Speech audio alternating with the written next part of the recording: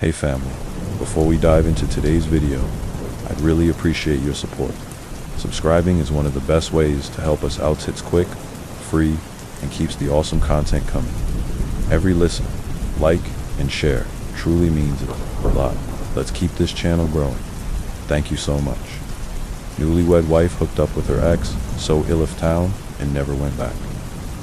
Now let's get into this story and see what it's all about. What I'm about to discuss happened to me exactly 6 years. Agatha's month, he says it was May. Whenever this day comes up on the calendar, I dread it every year around this time. I start getting flashbacks, and it's a real downer for me on the morning of D-Day. My life was at an all-time high, but by midnight I had sunk to my lowest point. I was a defeated man who felt as if his life was over. I'll now explain how everything began between me and my ex. I was a junior in college when I met the woman, who 15 months later I would make me wife. Are you kidding me? You're still in college and you meet this woman, Anthony, 15 months later. You're marrying her. What could go wrong for this? I'll call her Vicky and call myself Anthony. Black and Vicky was a junior, and we met while studying at the campus library. Why me? Hit it off, and I knew right away something big was in store for us was. Kissed on our second date, but things didn't progress to third base until we had been dating for 3 weeks. And we didn't go all the way until 5 weeks after that. So this guy waited almost 2 months to get the good stuff, which we know is very unusual in today's modern society. Prior to getting together, each had just one previous partner. You sure about that? I had a brief but passionate relationship with a woman when I was 18. Well, Vicky had a serious relationship with a guy that lasted over 5 years now. I put up a yellow sign here just to say caution. This woman is only 21? Maybe she's 22 years old. And she's been in a relationship prior to meeting me with a guy for 5 years. Oh, that's a dangerous situation there, Beckers. That guy, I'm sure, imprinted on her, he says. Keep this in mind for lattering my previous relationship. We both were each other's first, and we dated about 6 months before drifting apart. She was a partier who liked to drink and smoke grass, and I just wasn't into That'll Festival. As for Vicky, her relationship was quite serious, and she and her then boyfriend were on their way to getting married before she discovered he had been cheating on her when she was at college. Not only that, the girl he was cheating on her with got pregnant and had broke up with Vicky and married his pregnant API, was the first guy she dated after that relationship ended. I guess you could say I was her rebound lover, whatever. The situation that brought us together, we felt deeply in love, and I quickly envisioned our future editor and wanted to take the next step. So after dating for just 7 months, I asked Vicky to marry me, and she said yes. Of course, that's a big mistake. My parents lost their mind when I told them. Dad specifically told me we were too young and didn't even have jobs yet. Yes, Dad. You nailed it. I promised my parents would not get married until after we both graduated and found work. This calmed them down a bit, but they still tried to dissuade me right up to our wedding day. After that, they just went along with it and accepted that this thing was going to happen against their wishes. I kept my promise to my parents, and we didn't set the wedding date until both had jobs. As for Vicky's parents, they were all for us getting married. Saw me as a great guy and totally different than the guy Vicky dated bro. So this guy she dated before, what him reading into this was likely a bad boy. When it came time for planning, rooting, they paid for everything. On lotting on our honeymoon in the Bayam Ocean, it came to my job. Choice. Dad wasn't happy with me here either. Instead, off taking a job, paying more money in the metro area where I grew up, I accepted a job 230 me away in a rural community near Vicky's hometown. So this guy is following this woman, and this is a me thing you don't want to do as a man. Job didn't pay as well, but Vicky had already secured a job in her field in her hometown, so I thought this was a good compromise. My dad explained to Maywan it comes to his vocation. A man showed in compromise. He said it wasn't good for a man to follow a woman, should be the other way around. Hesed, if a woman truly loves a man, she will follow him to the end of the earth. Dad sounds like a strong man with traditional values, I told him. Dad, things are different today than when he and Mom grew up, explaining why women are viewed as equals when it comes to careers and working. Again, here my parents were wary to stop winter, but accepted that I was now an adult, making my own decisions. Tooting day came, and it was great ruler. Married in the church Vick's family attended, and had a big reception afterwards. There were over 180 people there, of which about 40 consisted of my family and friends, and the rest were Vicky's. People after we got back from our honeymoon, we settled into our job stand. Things were going well. We moved into a newly built 2-bedroom apartment in Vicky's hometown and spent the next few weeks furnishing and decorating it. Like who wanted Vicky's job was less than a half-mile from our apartment, and some days she would walk to work while mine was 16 miles away. The drive was a straight show tan, only took about 25 minutes, 30 tops. I didn't mind it. In fact, I liked that ride, as it gave me time to unwind before getting home since I didn't have friends there. My whole world centered around Vicky, my job and her family and friends. Now that is a big mistake, as we've talked about in other videos. As you can see, this guy is building his whole world around this woman, and you don't want to do that. That didn't bother me though, as I was busy, working 60 hours a week, and I really like Vicky's family and her friends there. All good people, and I didn't have one negative thing to say about any of them. Even today, every month Vicky and her closest friends would meet. Would also make sure I'd tell every single family member of each of orphan mothers. But if she chose to say, I would not tell anybody, and if anybody asked me why we divorced, I would simply tell them that we had grown. Parshi was shocked. She said she didn't want divorce at all and wanted us to talk it out, but I told her that was out of theatable and that wasn't happening then. If a miracle occurred, she must have realized that. I was serious because she shuttled me to tell her the terms of this adoption. She knew she would be in serious trouble. If I told anybody, it smiled. The terms were simple. I would get your custody, and if she were to get visitation rights, it would be supervised visit. I was pretty sure supervised visits would not hold in court, because she was not a criminal at all and did not face any danger to the kids, but I was still willing to try. If supervised visits didn't hold, then she could get weekends.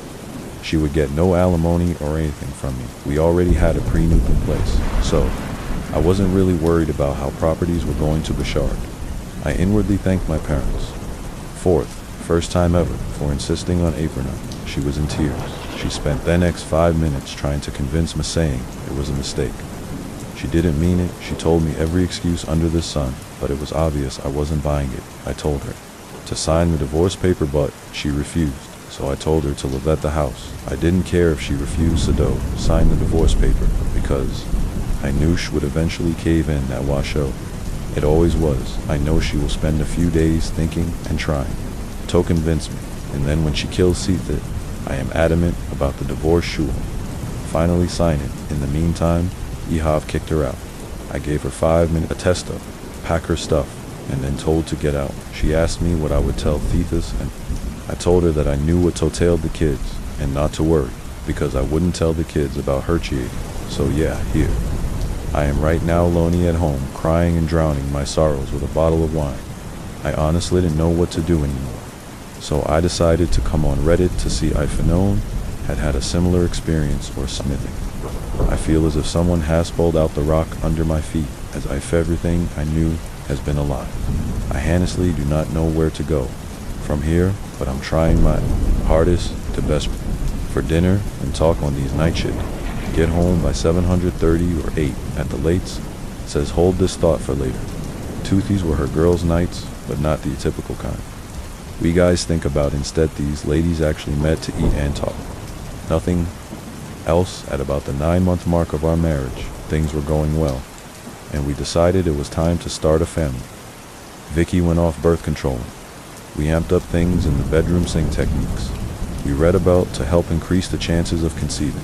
A couple months went by, and no baby yet, but we were sure having fun trying emoji. You're probably reading what teeth. Written so far, thinking this guy's life sounds pretty good. Well, it was right up to D-Day. I'll now skip forward to that day. It was a Wednesday, and Vicky and 3 of her girlfriends planned to meet up at a local restaurant for their monthly get-together. They met after work, and I stopped by their restaurant on my way home to talk with them a bit and to pick up the takeout order to Vicky. Place for me, it was an Italian place that made my favorite telesegno and homemade. Italian bread. After leaving the restaurant, I went Stratham and devoured the food. It was gratis, always shortly after. I finished eating. I got a call from Vicky. What does she want, I wonder, she said after dinner, and her friends were going to go to one of her friends' homes to continue wedding. If that was all right, I said sure. I'll see you when you get here. She told me she'd be home around 9 o'clock or so. I said okay. We said I love yous, and ended the call. After that, I popped on's couch to relax and turned on the TH beam. Exhausted from work and with ably full of carbs, I dozed off and dotted to wake up until a couple of hours later, after having a bizarre night. This dream, Vicky and I were driving down a mountainous road with lots of twists and turns, when she asked me to stop the car. When I did, she got out off the car and walked over to the edge off the road. When she got to the edge, she turned around, looked at me with a strange grin, and said goodbye. And I tried getting out of the car and going to her, but it felt like I was locked in the driver's seat and couldn't move. The seat and shoulder belts felt like they weighed pound 500, and I couldn't budge. Then when I looked up again, she was gone. I screamed. No, Anthony woke up. When I did, I found myself slumped on the couch, staring at the TV. I realized it was all just a bad dream. It really freaked me out. I then noticed that it was after 93, and Vicky still wasn't home at that point. I thought her get-together must have run over a bit. I decided to call her though, just to hear her voice, and to tell her about that crazy dream. I dialed, and Theckel went straight to voicemail. I waited 15 minutes, and called again, and got decent. I also texted her a couple of times. San got no reply. I then started to worry. Vicky never turned off her phone and was never late for anything. She'd also texted him multiple times when she was out, but that night, I hadn't heard from her since she called me to say she'd be a little late. I decided next to call her best friend, who I'll call Lori. Lori is a nice woman, and I'd become good friends with her and her husband. I called Lori, and she answered. I told her I was trying to in touch with Vicky, but couldn't reach her eyes. Said I was just calling to check how much longer they were going told. Lori was silent for a moment, and then asked, "What do you mean?" After I explained, Lori said she knew nothing about an after dinner get together, and Thate Varian left the restaurant around 7:30. Hearing this, my heart and I started to panic. I thought something terrible may have happened to Vicky in the dream I had was some sort of omen. Lori said, let me try to call her. She put me on hold a few minutes and came back and said she was getting her voicemail to Lori then. Said she was going to call around to the other ladies who were at dinner to see if they knew anything again.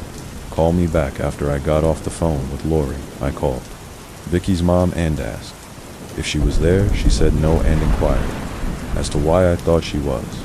He told her, and like me, she panicked and called out to her husband, and Ann handed him the phone. I then explained this and met him while he and I were talking. Vicky's mom tried calling her, but the calls were still going to voicemail. Not knowing what else to do, I told them I was going to get in my car and drive around to see if I could locate her.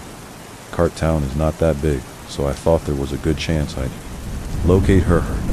Dad said he and my mother-in-law will do the same, as we were all very worried at that point. I first drove down the main street and by the restaurant, but didn't see anything.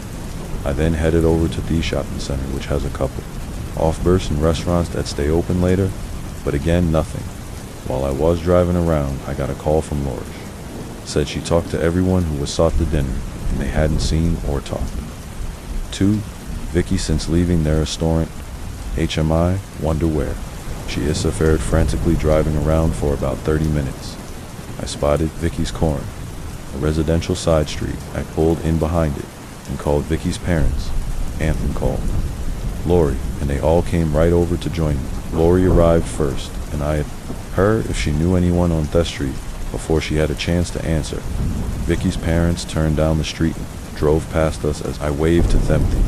Drew further up the street and pulled over in front of a house. They got out and headed right up to the front door. I started to walk towards the house wall. Lori grabbed me by the shirt and told me to wait a minute as I turned to face her. I could hear my in-laws knocking on the door and yelling at me to open up. Lori had a sad look in her face and told me she knew Hola there. She paused and told me the house belonged to Vicky's ex-boyfriend. Call him Ranch, said he and his wife and young daughter lived there. At first it didn't register with me, but then I quickly realized the implication. Vicky was shading on me with that lure, and he walked towards the house, and while we were still about 20 yards away, the front porch light came on, and I saw a man open the screen door. My father-in-law was yelling at him and trying to move past him into the house with my mother-in-law right behind him, screaming at the Gyphy. Were both very loud, and one of Benny boys came running over from across street to see what was going on. The next thing I saw was Vicky moving past Guy and onto the porch. Her parents howled at her, asking how could she sack. A thing Vicky then looked over and saw me, and Lori, she called out my name and started running towards me. I was on the verge of breaking down and didn't know what else to do, so I sprinted to me car and drove away. My adrenaline was so high, I can't describe the feeling, and I was really in shock. I just started running around town like a zombie with no destination in mind, and my phone started ringing after driving about 10 minutes. I found myself at the exit ramp for the interstate out on the edge of town. I was going to make O-turns and head back home, but instead decided to get on the highway and drive a while longer to clear my head. Before Eek knew it, I had driven for an hour and was nearly 70 miles away. I got off the highway to use the bathroom and planned tottering around and go home. When I got back in my car, I turned out of the parking lot and made a last-minute decision to keep driving west. Instead of going back home, I was still in a bad place and in no condition to talk to anyone. I ended up driving another 2 hours to the outskirts of a major city. By this time it was nearly 3 o'clock. Him and I was mentally and physically exhausted, so he pulled into a truck stop and fell asleep in my car.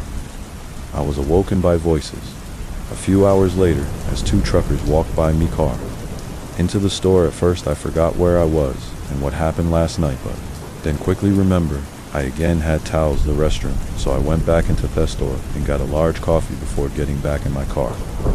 I checked my messages, and as expected, I had multiple calls and texts from Vicky, her parents, and even Lori. Instead of calling one of them, I first called my boss and told him what I was dealing with and asked for a few days off. He told me to feel free towels, all my PTO, my paid time off if it needed to, and to keep him posted. I next called my parents to tell them they were disgusted and concerned about me well-being. My dad then said, "We tried to tell you, but you wouldn't listen." He said, "You need to divorce the baby." Now see, Dad's not playing around, and this guy's whole have been listening to his dad from day one. But he didn't after I finished talking to my parents. I texted Vicky's dad and told him I had left town for a while, but I was okay. He texted me back and said he was glad I was safe and to call him when I got the chance. I responded telling him I would, but it may take a few days as I just wasn't up to it. I then listened and read all the messages. Vicky left me the messages and her text confirmed she cheated. All the messages were of her apologizing and sighing. She made a terrible mistake and it's something she never do again. Assy. Listen and read all the messages. Each one became progressively more desperate to this. Gave me some sort of twisted pleasure. I have to admit at the moment she went from the person I loved most in the world to someone I hated. I called my parents back and told them I was going to stay in Destiny, where I was for a few days. They asked me to come to their place. I told them I needed to be alone to think things through, but would keep in touch. I assured them I was fine, and not to worry. I said I was in no danger of doing something stupid. I then spent the next few days exploring the city and thinking about my next steps. By the end of this day, I had made 3 key life decisions. First, I decided I wanted to divorce Vicky. Second, I didn't want to see or speak to her ever again if he could avoid it.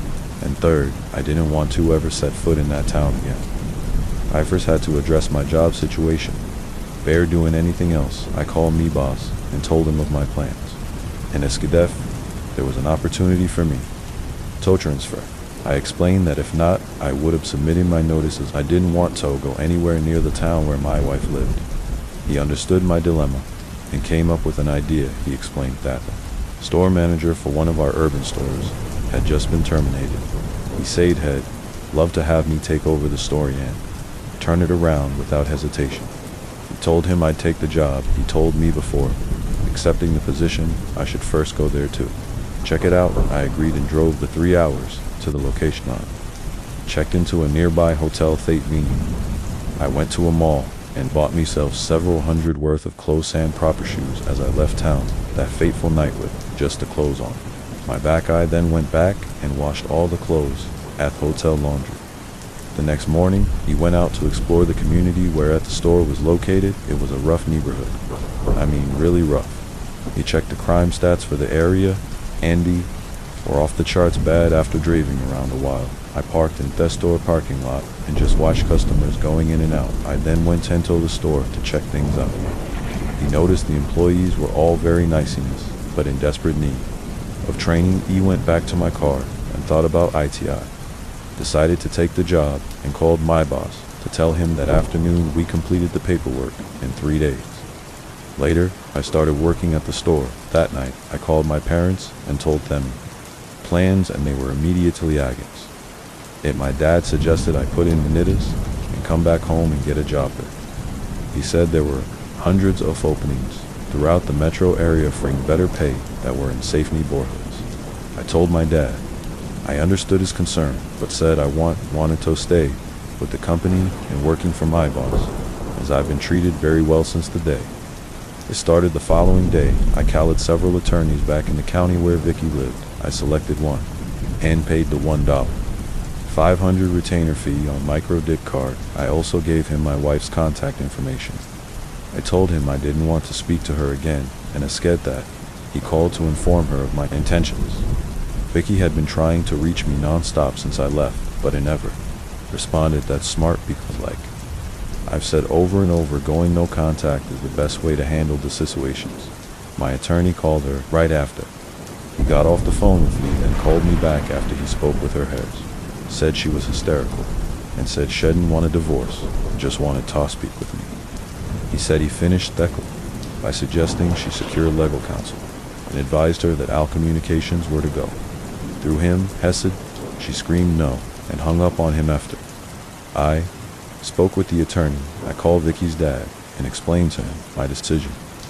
I told him I had relocated to Anna State, over 400 miles away, and was in the process of filing for divorce. Paused for a moment and was silent, but then spoke up in a broken voice and said he was disappointed and sad. He explained. He wasn't disappointed with Mabel. He was disappointed and ashamed of his daughter. Her dad actually told Method he and his wife selfishly would like me to stay married to Vicky Butts. I was doing the right thing by divorcing her now. That's unusual for a girl's dad to side with the guy, but in this case, this guy did so.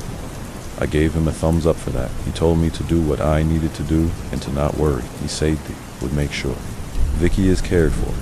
Then asked if I wanted him to Arangato have my clothing and furniture shipped somewhere. I told him no, stating guy didn't want anything from the apartment. I then told him I would pay the final 2 months rent on the lease sign. He told me to forget about it and that Vicky would pay. He said it was the least she could do for me after watch done. I thanked him, and for the first time I broke down. I thanked him for being so good to me as a foolish young man who stole his daughter away. He told me I was the best thing that ever happened to her, he said. She realized that now, but it's too late. He wished me well and told me to keep in touch. That the last time I spoke with anyone from Vicky's family until I had to go back months later for the hearing. I was hoping to not have to appear in person, but my attorney said I had to see Vicky. Didn't voluntarily agree to her terms. It's not that she was looking to get anything from me financially. She was just holding out, trying to get me back right up to the morning of the hearing. Vicky left me voicemail message, sent me text begging for a second chance. She even sent me 3 handwritten letters. I never responded to any of them. While I initially had deep hatred towards her at the hearing, I just felt pity for her. I wanted to avoid seeing Vicky and her family before their hearing. So my attorney and I walked in with just 5 minutes to spare. Vicky at me with tears in her eyes and waved. I'm just not in my head. During the hearing, her attorney told the judge that it was his client wished that they attend counseling, as the only thing she wanted to do was to reconcile and continue on with the marriage. My attorney had warned them this was a possible risk. However, to her surprise, the judge said that it was obvious that I wasn't interested in reconciliation as I had moved out off state to confirm, he asked my attorney. My attorney said that is correct. Honor, he told the judge, I had moved out of state and started a new job. I said my only ask of the court was to finalize the divorce equitably, since the state has at fault divorce laws. And Vicky acknowledged her infidelity. The hearing was quick and the divorce was made final. After the hearing, I spoke to Vicky.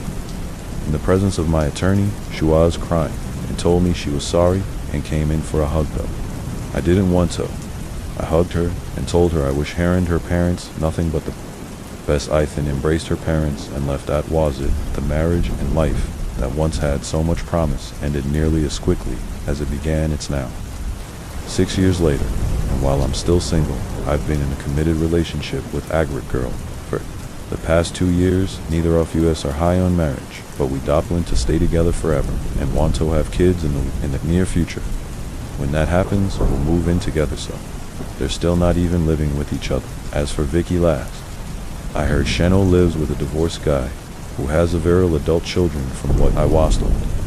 He's in his early 50s and used Toad, a neighbor of hers. When she grew up, apparently, her parents aren't happy about it, as Vicky was friends with this guy. Oldest daughter, when they were growing up, because of this, her relationship with her parents has become further strained. How do I know all this? Lori told me. I've remained friends with Lori and her husband, and we're connected in book. About a year ago, she and her husband were in my area, and my girlfriend and I met them for dinner. Lori also told me that Vicky's old boyfriend, the one she cheated on me with, is still with his wife, but they both cheat on each other. Once a cheater, always a cheater, as they say. She said they split up for a year, during which time his wife had a baby with another guy, and he and Vicky dated on and off for a while. Oh my goodness, the guy and his wife have since reconciled and had an child, the AP says. What a bunch of sick, dysfunctional people. I'm so glad I got out of that situation. When I died, or I'd still be a part of that mess. Hessies, be careful out there, gentlemen and thugs.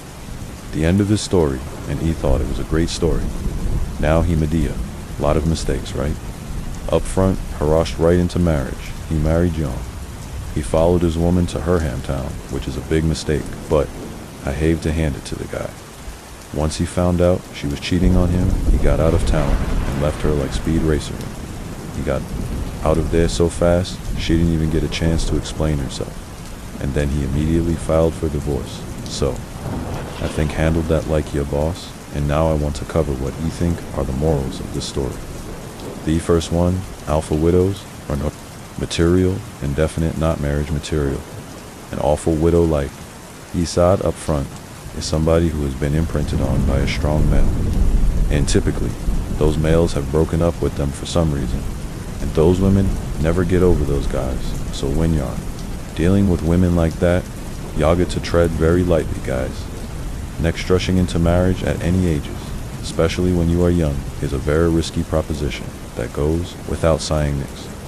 A man should never follow a woman should always follow a man. Now, if I got women out there today listening to him, I know that's going to be controversial, but I'm telling you guys, it never seems to work out well when a guy follows his woman next. When cheating happens, just end it. I've said this over and over, and I'll keep saying it in every video. Do not try to rebuild their relationship or try again.